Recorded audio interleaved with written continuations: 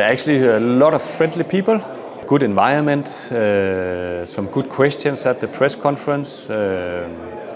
So all in all, nice. And now I'm here.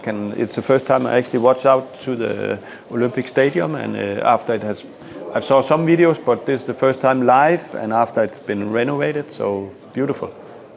I'm a geography teacher. So I know a bit about the nature, and I know a bit about the position, but I've never traveled around Finland. But now I have the privilege to be here.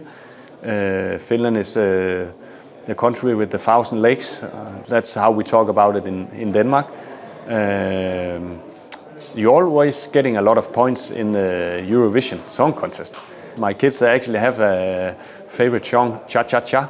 And every morning, if I take them to school, they want to hear it and they want to pull up the volume. So I've heard that song so many times. So I know a bit about Finland.